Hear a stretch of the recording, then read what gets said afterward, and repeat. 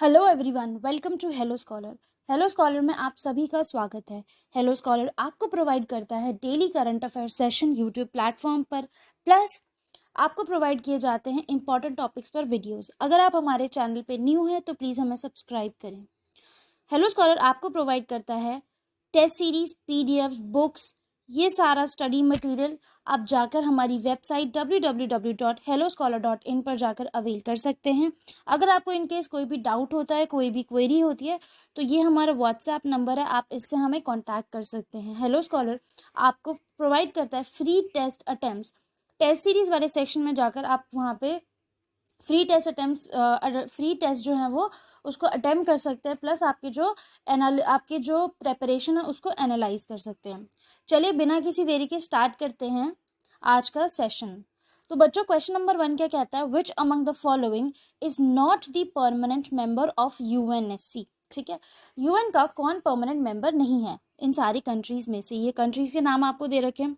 तो बच्चों मैं आपको बताती हूँ कि यूएन के 5 परमानेंट मेंबर्स होते हैं। ठीक है, होते हैं 10 नॉन परमानेंट मेंबर्स। ठीक है, जो नॉन परमानेंट मेंबर्स होते हैं उनके पास बहुत सारी ऐसी पावर्स नहीं होती जो कि 5 परमानेंट मेंबर्स के पास होती है। जैसे कि उनमें से एक है वीटो पावर। वीटो पावर जो होती है बहुत इंपॉर्टेंट पावर होती है, जिसके थ्रू इंटरनेशनल डिसीजन भी चेंज होते हैं। जैसे कि जब पंडित जवाहरलाल नेहरू हमारे प्राइम मिनिस्टर थे, तब इंडिया पाकिस्तान के बीच में कश्मीर का इशू हुआ, तो वो कश्मीर के इशू को यूएनएससी ले गए। ये उनकी गलती भी थी। ठीक है, यूएनएससी ले गए। फिर वहाँ पे क्या हुआ कि चाइना जो था वो परमानेंट मेंबर है यूएन का। अब उसके पास है वीटो पावर। उसने बोला कि जो कश्मीर, उसने सपोर्ट किया पाकिस्तान को, उसने बोला कि जो कश्मीर है वो बिलोंग करता है पाकिस्तान को। ठीक है, बट वहां पे रशिया ने बोला, रशिया हमारा दोस्त था, रशिया ने बोला कि नहीं, जो इनका हम रहने देते हैं, हम इनके मैटर में नहीं पड़ेंगे, ये इंडिया पाकिस्तान का अपना मैटर है और इनको अपने आप ही सॉल्व करना है, तो ये इनका इंटरनल डिस्प्यूट है। ठीक है, तो उस वजह से चाइना, अगर उस टाइम पे हमें रशिया नहीं सपोर्ट करता तो चाइना की वजह से जो हमारा कश्मीर है वो हमारे हाथ से चला जाता। ये होती है पावर वीटो पावर की। ठीक है बच्चों, चलिए इस क्वेश्चन का आंसर अगर हम देखते हैं तो आंसर है यूएई। जो यूएई है वो यूएनएससी का परमानेंट मेंबर नहीं है, वो नॉन परमानेंट मेंबर्स में से एक है। वैसे ही इंडिया जो है वो भी नॉन परमानेंट मेंबर है। अब बात क्या हुई कि रशिया ने बोला कि ब्राज़ील और इंडिया जो है वो वर्दी कैंडिडेट्स है कि अब इन्हें परमानेंट मेंबरशिप जो है वो दे देनी चाहिए। क्यों? क्योंकि इनका जो इंटरनेशनल स्फेयर में, ग्लोबल स्फेयर में इंडिया का क्या हो रहा है, इंडिया जो है वो डेवलप कर रही है, एक तो है ना, उस वजह से इंडिया को जो से है और जो इन्फ्लुएंस है और जो डोमिनेंस है वो ग्लोबल स्फेयर पे कंटिन्यूसली बढ़ ही रहा है। ठीक है, जो उसके जो नॉन परमानेंट मेंबर्स होते हैं बच्चों, उनका जो टर्म होता है वो 2 इयर्स का होता है, फिर वो दोबारा से री इलेक्ट हो जाते हैं एज नॉन परमानेंट मेंबर्स। ठीक है, China, UK, Russia, France, US, ये सारे जो हैं, ये 5 जो हैं वो इसके परमानेंट मेंबर्स हैं यूएन के। ठीक है, यूएन यूएस का है तो ऑब्वियस सी बात है कि यूएस तो परमानेंट मेंबर होगा ही। चलिए अब हम बढ़ते हैं नेक्स्ट क्वेश्चन की तरफ। नेक्स्ट क्वेश्चन क्या कहता है बच्चों? स्वच्छ टॉयकथन, a unique competition is to make best out of waste, toys out of the waste, textile out of the waste, none of the above। अब बच्चों इसका ऑप्शन देखो, जब एक्थन हम देखते हैं किसी के नाम के पीछे तो मतलब वो कंपटीशन हो जाता है। ठीक है, जैसे कि अभी हमने पहले ही हैकथन्स देखे थे। ठीक है, हैकथन्स में क्या था कि हैकिंग कॉम्पिटिशन्स होते थे, कौन कितना ज़्यादा हैक कर सकता है किसी भी पर्टिकुलर वेबसाइट को। तो उसमें क्या होता है कि वेबसाइट की कमियां पता चलती है ना, उससे हम वेबसाइट अपनी सिक्योर बनाते हैं। More and more we we get to know कि वेबसाइट में कहाँ पे कौन सा बग है, कहाँ पे कौन सा लूप होल है, जिसके थ्रू किसी भी पर्टिकुलर वेबसाइट को हैक किया जा सकता है। ठीक है, वैसे ही ये है स्वच्छ टॉयकथन। इसमें हम क्या बनाएंगे? टॉयज बनाएंगे out of the waste. Waste मतलब सिर्फ वही कचरा नहीं होता जो हमारे किचन से निकलता है, वेस्ट वो वाला भी वेस्ट होता है जिसमें कि ऐसा मतलब अनयूज्ड चीज़ें, मतलब वो चीज़ें जो हैं वो आपके यूज़ की नहीं है, बट अब हम उसे यूज़ करेंगे टॉयज बनाने में। ठीक है, अब ये जो है ये क्यों लेकर आएगा? ये इस वजह से लेकर आएगा क्योंकि इंडिया को हमें बनाना है ग्लोबल टॉय हब। ठीक है, NAPT लेकर आए थे 2020 में, जिसमें था national action plan for toys. ठीक है, इसका जो मेन एम यही था कि जो इंडिया है अब उसको ग्लोबल टॉय हब जो है वो बनाना है। क्यों? क्योंकि इंडिया में जो देखो, इंडिया के जो इंडिजीनियस टॉयज मेकर थे, जो हाथ से टॉयज बनाते हैं, उनका जो मेकिंग कॉस्ट है वो बहुत ज़्यादा होता है, बिकॉज क्वालिटी भी होती है। बट जो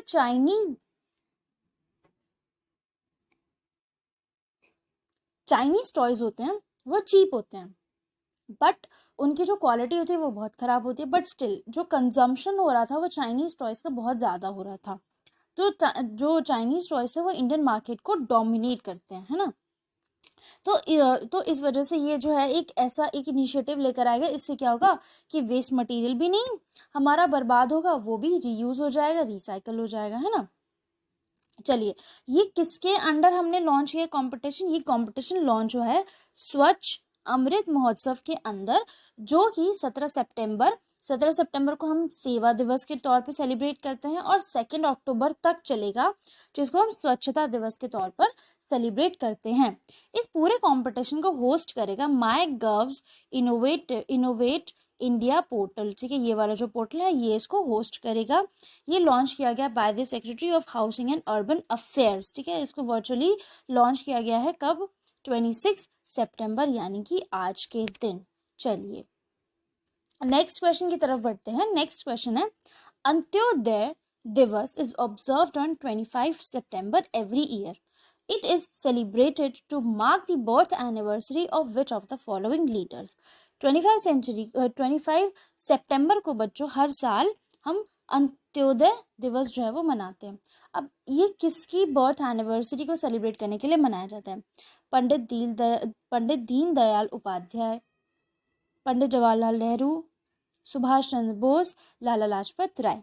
आप इसको पढ़िए और जल्दी जल्दी गैस करने की कोशिश कीजिए कि किसकी बर्थ एनिवर्सरी जो है वो 25 सितंबर को पड़ती है। बच्चों, पंडित दीनदयाल उपाध्याय जो हैं उनकी एनिवर्सरी को हम सेलिब्रेट करते हैं 25 सितंबर को हर साल। इस वजह से हम अंत्योदय दिवस जो है वो मनाते हैं।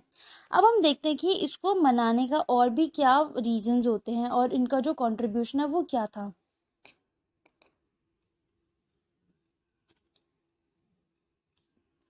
ये जो है वो को फाउंडर थे भारतीय जनसंघ के BJS के और राष्ट्रीय स्वयं सेवक संघ RSS के, ठीक है।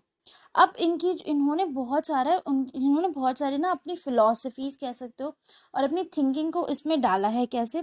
ये इन्होंने एक तो राष्ट्र धर्म नाम का एक जो मंथली जर्नल है वो पब्लिश करते थे, जिसका मतलब है नेशनल ड्यूटी, यानी कि पूरे राष्ट्र के प्रति आपका क्या धर्म है, आपकी क्या ड्यूटी है। ये कब हुआ था? 1940s में, ठीक है। इनकी जो आइडियोलॉजी है वो है हिंदुत्व नेशनलिज्म, मतलब जो Hindu particular specific religion specific है, जैसे हिंदुत्व का नेशनलिज्म क्या होना चाहिए, कैसा होता है, वही सब, ठीक है बच्चों। इसमें क्या है, इन्होंने एक पॉलिटिकल मतलब इन्होंने पूरा जो डॉक्टराइन जो है वो, इनका डॉक्टराइन क्या कहता है, मतलब कि जनसंघ का जो पूरा डॉक्टराइन का मतलब होता है कि किस बेसिस पर हम उस ऑर्गेनाइजेशन को बना रहे हैं, उसका बेसिस, उसका आइडियोलॉजी, उसकी थिंकिंग क्या होगी। इंटीग्रल ह्यूमैनिज्म, इन सब वो इन्होंने ऐड किया।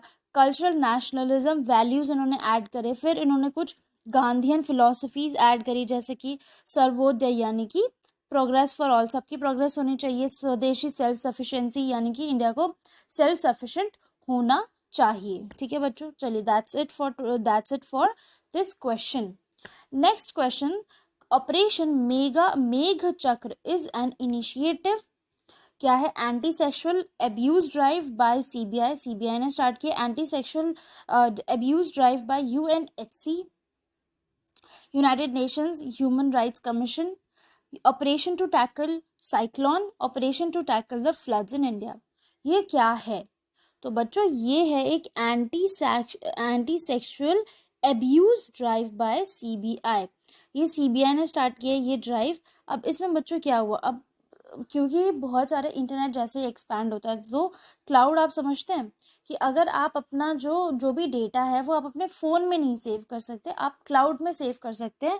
फ़ोन में सेव करने से मेमोरी ज़्यादा कंज्यूम होती है, तो आप क्लाउड में सेव कर लेते हैं उसे, ठीक है। और आप किसी भी डिवाइस से उस इंफॉर्मेशन को एक्सेस कर सकते हैं। अब इसमें क्या हुआ, ये पूरा जो ऑपरेशन है ये किस वजह से है? ये है बच्चों कि क्या हो रहा है कि बहुत सारे इंडियंस जो हैं वो इन्वॉल्व हैं ऐसे ऐसी इलीगल एक्टिविटीज़ में जिसमें कि वो पोर्नोग्राफी हो गया, जिसमें कि ऐसी इमेजेस हो गई, किसी का पर्सनल डेटा हो गया, ये सारी जो चीज़ें हैं वो दूसरी जगह पे दूसरी दूसरी कंट्रीज़ में ये ट्रांसफ़र कर रहे थे। और अब ये क्या करते हैं, मतलब कि ये क्लाउड बेस्ड डेटा होने की वजह से ना बहुत आसानी से कोई भी कहीं से भी बैठ के एक्सेस कर सकता है, आपको ट्रांसफ़र करने की भी ज़रूरत नहीं पड़ती।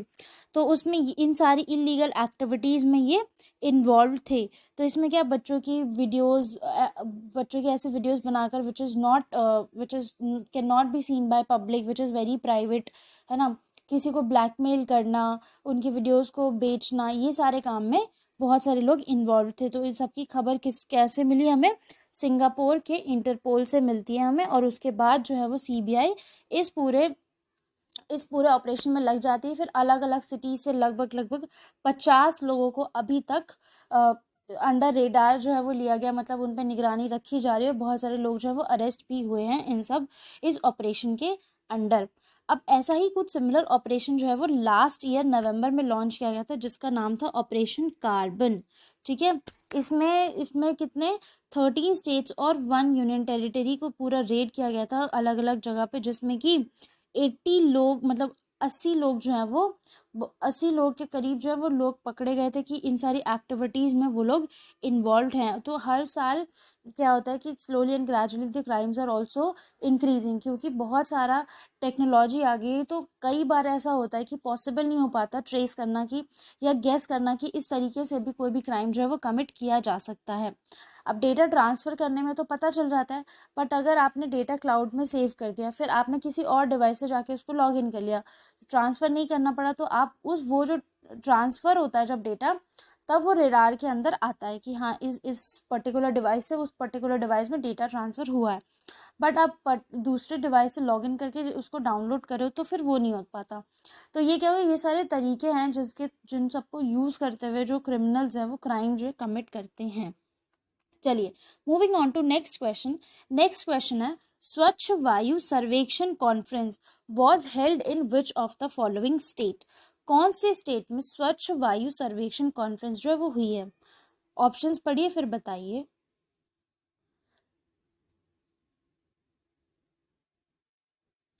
तो बच्चों, गुजरात में स्वच्छ वायु सर्वेक्षण कॉन्फ्रेंस जो है वो हेल्ड कराई गई, यानी ऑर्गेनाइज हुई है।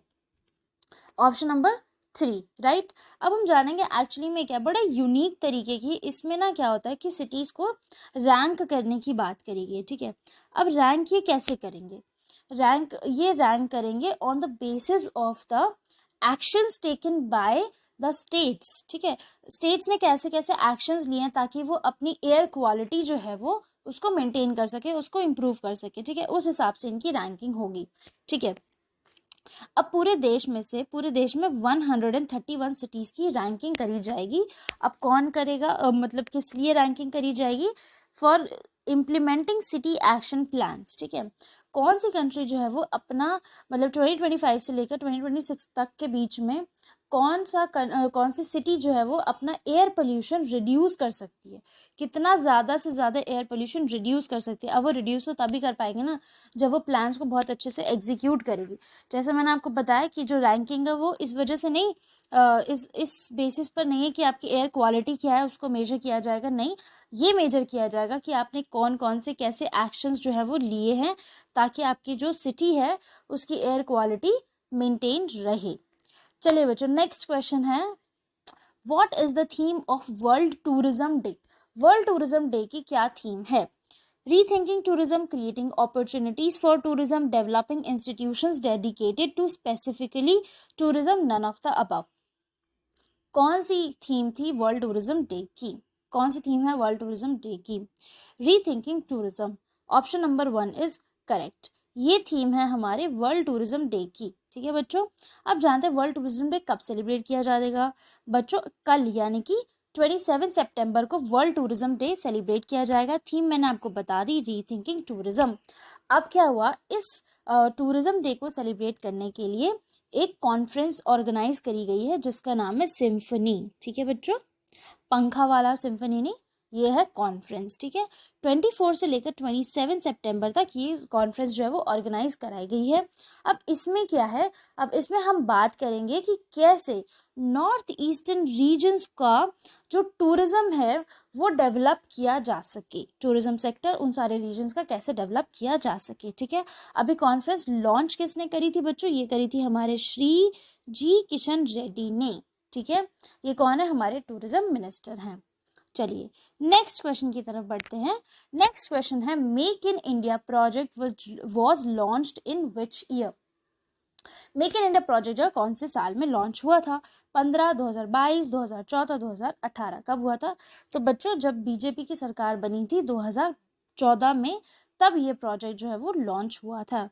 So option number 3 is correct. अब मेक इन इंडिया प्रोजेक्ट के अंदर बहुत सारे इनिशिएटिव्स थे। इंडिया इस पूरे प्रोजेक्ट का जो विजन था वो ये था कि इंडिया को हम मैन्युफैक्चरिंग और इन्वेस्टमेंट डेस्टिनेशन बनाएंगे, जो कि बनने भी लगी है। अब अगर हम देखें तो इंडिया में बहुत सारी ग्लोबल कंपनीज हैं, वो इंडिया में मैन्युफैक्चरिंग स्टार्ट करना चाहती है। जैसे एप्पल हो गया है ना, सेमीकंडक्टर्स के लिए हो गया, सेमीकंडक्टर्स के लिए तो हम पूरा का पूरा हम एक्सपोर्ट पर डिपेंडेंट है, राइट। और फिर एप्पल की मैन्युफैक्चरिंग होगी है ना, तो ये जो बड़ी बड़ी कंपनीज है यहाँ पे अपनी मैन्युफैक्चरिंग करना शुरू भी कर देंगी, और बहुत सारी ऐसी कंपनीज है जिन्होंने करी भी है। इन्वेस्टमेंट डेस्टिनेशन, क्योंकि इंडिया जो है वो डेवलप करी है, ग्रो करी है, तो इस वजह से बहुत सारी कंट्रीज जो है, बहुत सारी कंपनीज जो है वो इंडिया में इन्वेस्ट भी करती हैं। ठीक है, जैसे कि मैंने आपको सैटरडे को बताया था कि जो MUFG बैंक है जापान का, उसमें उन्होंने 3000 करोड़ रुपीस जो है वो कैपिटल उन्होंने इंजेक्ट किया है। तो क्यों किया है, डेवलपमेंट इन्वेस्टमेंट करने के लिए ही तो किया है। तो ऐसे इंडिया में इन्वेस्टमेंट किया जा रहा है। जैसे FDI तो आप जानते ही होंगे, फॉरेन डायरेक्ट इन्वेस्टमेंट, वो तो है ही है, और भी बहुत सारे तरीकों से इंडिया में इन्वेस्टमेंट किया जा रहा है। चलिए, अब हम ये क्यों पढ़ रहे हैं बच्चों, क्योंकि आज के दिन कल के दिन 25 सितंबर को हमने 8 इयर्स जो है वो कंप्लीट कर लिए हैं अपने मेक इन इंडिया प्रोजेक्ट के। ये किसने लॉन्च किया था, ये लॉन्च किया था हमारे प्राइम मिनिस्टर नरेंद्र मोदी जी ने। ठीक है बच्चों, चलिए नेक्स्ट क्वेश्चन की तरफ बढ़ते हैं। नेक्स्ट क्वेश्चन है, national cinema day is observed on. 2022 में नेशनल सिनेमा डे जो है वो सेलिब्रेट किया गया है, कब, 24 सितंबर, 23 सितंबर, 16 सितंबर और 20 सितंबर। तो बच्चों आप इसमें कंफ्यूज हो गए, आपको लगेगा कि ये 16 सितंबर आंसर है, नहीं, द आंसर इज 24 सितंबर। पहले ये जो है वो 16 सितंबर को सेलिब्रेट होने वाला था, but later on it was decided कि अभी 23 सितंबर को सेलिब्रेट किया जाएगा। चलिए बच्चों, अभी क्यों सेलिब्रेट किया जाता है, क्यों, उन लोगों को ट्रिब्यूट देने के लिए, उन लोगों को रिकॉग्नाइज करने के लिए जो कि जैसे जो लोग हैं, पहले हम लोग सिनेमा हॉल्स में जाके मूवीज देखते थे, इतना ज़्यादा OTT प्लेटफॉर्म और नेटफ्लिक्स का इतना ज़्यादा क्रेज नहीं था, राइट। बट अब जो है हम सिनेमाज में, अब हम बाद में सिनेमाज में जा सकते हैं, क्योंकि कोविड-19 के बाद it is easy to go to cinemas. अब जैसे कोविड कम होता गया, प्रॉब्लम, बीमारियां जो है वो कम होती गई, क्योंकि कोविड जब आया तो उसके साथ बहुत सारी बीमारियां भी आई थी, और कोविड की वजह से, कोविड जो है वो हाईली ट्रांसमिट हो जाती, मतलब बहुत ही तेज़ी से वो एक दूसरे ट्रांसफ़र हो जाती, कम्युनिकेबल डिजीज़ थी, तो इस वजह से, और डेथ कॉजिंग डिजीज़ भी थी, तो इस वजह से लोगों ने सिनेमाज में जाना बंद कर दिया था। तो 23 सितंबर को क्या डिसाइड हुआ कि हम अब से, मतलब उस दिन, उस पर्टिकुलर डे पे 23 सितंबर में सारे के सारे जितने भी मल्टीप्लेक्स सिनेमाज थे, उसमें जो टिकट थी वो 75 रुपीज़ की रखी गई, ताकि लोग आएँ और देखें। चलिए नेक्स्ट क्वेश्चन की तरफ बढ़ते हैं। E learning platform Bharat Vidya will be launched by. एक ऑनलाइन लर्निंग प्लेटफॉर्म होगा भारत विद्या, वो कौन लॉन्च करेगा, धर्मेंद्र प्रधान जो कि हमारे एजुकेशन मिनिस्टर हैं, निर्मला सीतारमन जो कि हमारी फाइनेंस मिनिस्टर हैं, नरेंद्र मोदी जी जो कि हमारे प्राइम मिनिस्टर हैं, राजनाथ सिंह जो कि हमारे डिफेंस मिनिस्टर हैं। कौन लॉन्च करेगा बच्चों, तो वो लॉन्च करेंगी हमारी फाइनेंस मिनिस्टर निर्मला सीतारमन। अब इस प्लेटफॉर्म में बच्चों आपको क्या प्रोवाइड किया जाएगा, इस प्लेटफॉर्म में आपको जैसे हमारा इंडियन कल्चर, हमारे इंडियन ट्रेडिशन, हमारे एपिक्स, हमारे वेदास, महाभारत, ये सब महाभारत, पुराण, ये सारे जो इंडियन ट्रेडिशन से रिलेटेड जितनी भी बुक्स हैं और इंडियन कल्चर से रिलेटेड आपको सारी की सारी इन्फॉर्मेशन, सारा का सारा जो पढ़ाई है वो आपको भारत विद्या प्लेटफॉर्म के थ्रू आपको मिलेगी। ठीक है, तो ये सारी इन्फॉर्मेशन आपको Indian culture, tradition, books, epics, ठीक है, जो हमारी स्टोरीज़ हैं, बहुत फेमस जो स्टोरीज़ हैं, उन सब के बारे में आपको इस प्लेटफॉर्म पे बताया जाएगा। चलिए, और ये कौन डेवलप करेगा? ये डेवलप करेगा भंडारकर ओरिएंटल रिसर्च इंस्टीट्यूट। उन्होंने ये प्लेटफॉर्म जो है वो डेवलप किया है। चलिए नेक्स्ट क्वेश्चन की तरफ बढ़ते हैं बच्चों। Mudumalai tiger reserve is in which state? Kerala, Karnataka, Telangana और तमिलनाडु। तो बच्चों मुदुमलई जो टाइगर रिजर्व है वो है तमिलनाडु में। ठीक है बच्चों, चलिए ये है इंपॉर्टेंट क्वेश्चन और इंटरेस्टिंग क्वेश्चन भी। Which of the following is the only floating national park in the world? Kanha national park, Kuno national park, Keibul Lamjao national park, Gir national park. ये देखो, अब आप इसमें देख सकते हो कि कैसे ये फ्लोट कर रहे हैं ना, रिंग्स जैसे बने होते हैं। This is how it actually looks. तो इस नेशनल पार्क का नाम क्या? और ये दुनिया का इकलौता फ्लोटिंग नेशनल पार्क है जो कि सिर्फ और सिर्फ इंडिया में है। ठीक है, और इंडिया में भी कहाँ है बच्चों? मणिपुर में है। चलिए अब आप इसका आंसर बताइए। The answer is Keibul Lamjao national park. ठीक है बच्चों, option number 3, this is the option, this is the only floating national park in the world. चलिए अब हम जानते हैं कि ये क्यों क्रिएट किया गया था और कब क्रिएट किया गया था। 1966 में इसको क्रिएट किया गया था। इसको वाइल्ड लाइफ सेंचुरी के तौर पर डिक्लेयर किया गया था, ताकि जो हमारे एंडेंजर्ड एल्ड डियर हैं उनको प्रिजर्व किया जा सके, उनको बचाया जा सके। 1977 में इसको नेशनल पार्क के तौर पर डिक्लेयर कर दिया था। ठीक है बच्चों, so that's all for today.